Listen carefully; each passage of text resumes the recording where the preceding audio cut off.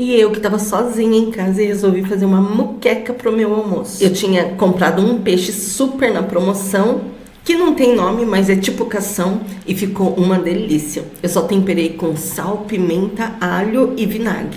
Aí depois eu coloquei na panela com os legumes da muqueca, a cebola, tomate e os pimentões. Eu usei o vermelho e o amarelo.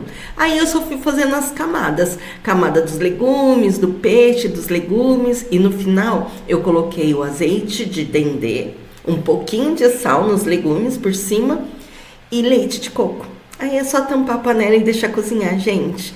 O meu ficou de 25, 30 minutos mais ou menos, mas se for tilápia ou um peixe mais fininho, aí você pode deixar 15 minutos. Ficou uma delícia. E esse foi o meu almoço desse dia. Gente, aproveita, deixa o like nesse vídeo, vai lá conhecer o meu canal.